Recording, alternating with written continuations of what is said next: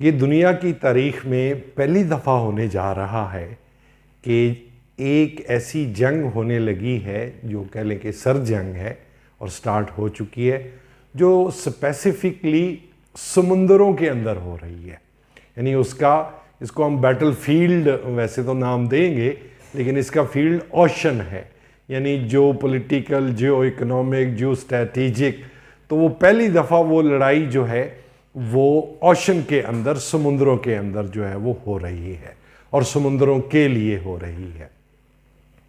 मैं उसके पहले के नक्शे की तरफ आऊं, मैं एक चीज़ एक्सप्लेन कर दूं कि ये अगर मेरा हाथ है तो ये एक रियासत का इलाका है, हाथ से आगे जो एरिया है ये समुंदर है।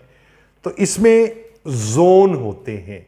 मसलन जो पहला जोन है उसमें दुनिया का कोई भी मुल्क जो है मेरी मर्जी के बगैर नहीं आ सकता। उसके बाद स्पेशल इकोनॉमिक जोन आता है। स्पेशल इकोनॉमिक जोन में कोई भी जहाज़ आ तो सकता है, लेकिन वहाँ पे कोई कमर्शियल एक्टिविटी, तेल नहीं निकाल सकता, फिशिंग नहीं कर सकता, कोई चीज़ नहीं कर सकता।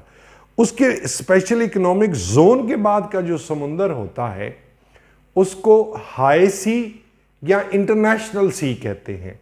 यानी वहाँ पर किसी भी मुल्क के कितने भी जहाज़ कितना भी अरसा घूमते रहें, खड़े रहें, उसको कोई चैलेंज नहीं कर सकता। यहाँ से आज हम एक नई हकीकत की तरफ बढ़ते हैं कि वो हकीकत फिर क्या हुई कि जो गहरे समुंदर हैं, यानी मुल्कों से बाउंड्री से दूर के समुंदर हैं, वहाँ पर किसी भी मुल्क का कोई तसल्लुत या कब्ज़ा या वो उसकी टेरिटरी में नहीं आते। अब सबसे पहली बात है, इंडो पैसिफिक को समझते हैं और कौन कौन से मुल्क इन अलायंसेस में शामिल हो रहे हैं। और सादा लफ्ज़ों में चाइना को अमेरिका कुछ इत्तेहादियों की मदद से किस तरह से कंटेन करने, जिसे आप उर्दू में कह लें घेरने की कोशिश कर रहा है और उसे थोड़ा डिस्टर्ब करने की कोशिश कर रहा है। ये इंडियन ओशन है, ये पैसिफिक ओशन है जिसे आप उर्दू में बहरुल काहिल कहते हैं। इस ओशन और इस ओशन के नामों को मिला के इसे इंडो पैसिफिक का नाम दिया जाता है। अब देखने की चीज़ है कि इसमें कौन से ममालिक क्रिटिकल हैं।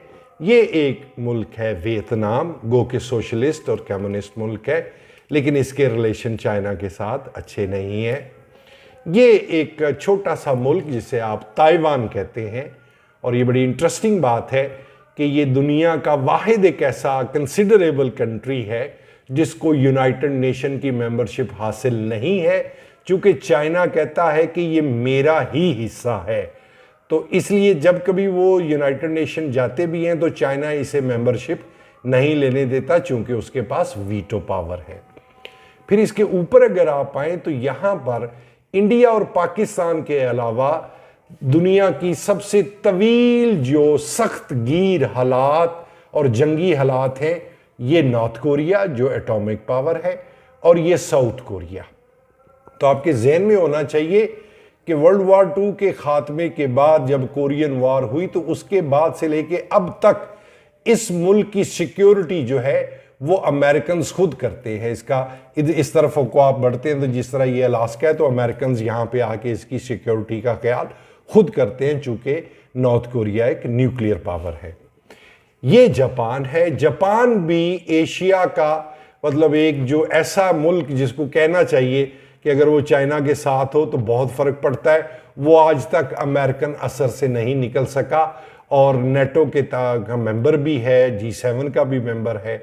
और ये बात मैं बताता चलूं कि चाइना और जापान के दरमियान कुछ जजीरे, ये चूंकि नक्शा थोड़ा छोटा है, यहाँ पर उस पर बॉर्डर डिस्प्यूट्स हैं। इसी तरह जापान और रशिया के दरमियान छोटे छोटे जजीरों पर इश्यूज हैं।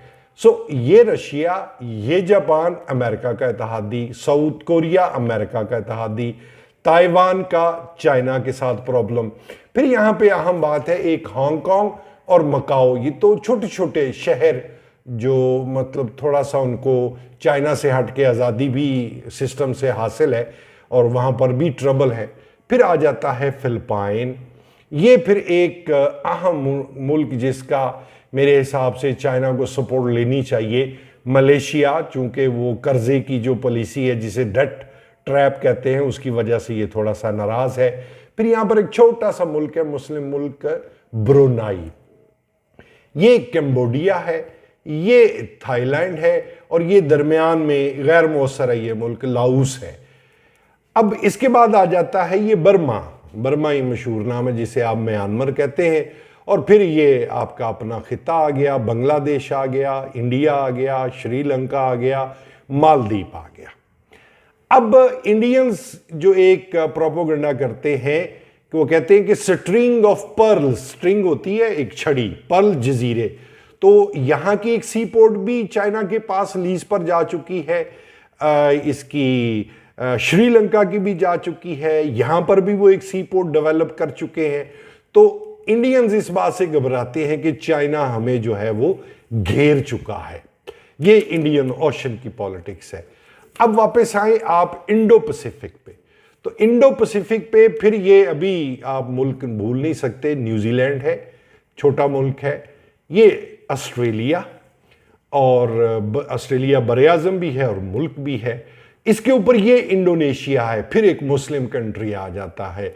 दुनिया में शायद ही कोई फसाद वाला इलाका ऐसा होता है जहां मुस्लिम मुल्क दरमियान में ना धरा जाए, लेकिन इंडोनेशियन जो हैं वो चाइनीज़ साइड लेते हैं क्योंकि यहाँ पर उन्होंने काफ़ी कंस्ट्रक्टिव काम किया है। अब ये है वो साउथ चाइना सी जिसको हमने ब्रॉडली इंडो पैसिफिक ओशन होता है, बहुत बड़ा हिस्सा, उसके जो छोटे छोटे हिस्से फिर होते हैं उनको हम सी का नाम देते हैं। तो ये साउथ चाइना सी है। तो जिस तरह मैंने कहा कि शुरू के अंदर जो इलाका होगा वो उस मुल्क की टेरिटरी होगा, लेकिन जैसे जैसे आप बड़े समुद्र की तरफ जाएंगे तो फिर वो इंटरनेशनल सी बन जाता है। अब अमेरिका, जापान, साउथ कोरिया, इधर से ऑस्ट्रेलिया, इधर से इंडिया, तो जिस तरह कभी रशिया के कम्युनिस्ट को रोकने के लिए जहां यहां पर सीटों बनाया गया था, तो आप कह लें कि सीटों की एक नई शक्ल जो है, एक नए नाम की शक्ल में, उसे आप ऑकस कहें, आक्यूस और क्वाड जो बना रहे हैं, तो मुख्तलिफ ममालिक को किसी ना किसी तरह साथ मिला के इस इलाके के अंदर जो अब चपकलिश, जो सियासत, जो नीम जंगी सूरत हाल है वो फिर डेवलप हो रही है। यहां पर और भी ये छोटे छोटे आइलैंड कंट्रीज हैं, लेकिन इनकी कोई सिग्निफिकेंस नहीं है। डिस्प्यूट का एरिया ये है। होता क्या है? होता यह है कि चाइना की ट्रेड का ये रूट है। चाइनीज यहां से चलते हैं, ये आते हैं, यहां पर एक आती है स्ट्रेट, यानी दो जमीन के टुकड़ों के दरमियान जो समुद्र का छोटा सा हिस्सा होता है उसे स्ट्रेट आबनाई कहते हैं। तो यहां पर स्ट्रेट ऑफ मलाक्का है, तो यहां से उनकी तजारत गुजरती हुई। जिस तरह आगे उन्होंने श्रीलंका की एक पोर्ट रखी है, मालदीव की रखी है, उनके शिप्स रुक सकते हैं, रिफ्यूलिंग कर सकते हैं, रिलैक्स कर सकते हैं, और फिर आगे की तरफ यहाँ पर, सॉरी मैं पहले आपको ग्वादर पोर्ट का बताना भूल गया था कि स्ट्रिंग पर्ल्स में ये भी एक पर्ल उनका एक यानी मोती या जजीरा जो है वो उनके पास मौजूद है। तो चाइना की ट्रेड जब इधर से गुजरेगी, लेकिन अगर यहाँ पर फिलिपाइन स्टैंड लेता है या वियतनाम किसी तरह से रिजर्वेशन शो करता है, जिसका चांस कम है, और बिलखसूस अगर ऑस्ट्रेलियन जो कि पहली दफा बाज़ाब्ता किसी मिलिटरीली चपकलिश का शिकार होने जा रहे हैं, वो जब यहाँ पर आएंगे तो फिर चाइना के लिए इस इलाके के अंदर ट्रबल पैदा होने का खदशा है। सो आप यूं भी कह सकते हैं कि अमेरिका ने अपने एलाइज के साथ, जिसमें यूके डोमिनेंट है, न्यूजीलैंड को साथ मिला, ऑस्ट्रेलिया को साथ मिला के, इंडिया की हेल्प लेके, तो चाइना की इस साइड की बजाय उन्होंने इस साइड से उसे इंगेज करने का, डिस्टर्ब करने का जो प्लान है उसको अब उन्होंने एग्जीक्यूट करना शुरू कर दिया है। उससे पहले अमेरिकन, आपको पता है, अफगानिस्तान के अंदर मौजूद थे, पाकिस्तान बड़ा डिस्टर्ब था, फिर ये सेंट्रल एशियन स्टेट्स आ जाती हैं। यहाँ से भी आपको क्लैरिटी हो जाएगी कि आप जो नाम सुनते हैं जी, ताजिकिस्तान है, तुर्कमानिस्तान है, उज़्बेकिस्तान है, तो ये 3 मुल्क हैं जो अफगानिस्तान के ऊपर मौजूद हैं। फिर चाइना है, पाकिस्तान है और ईरान है।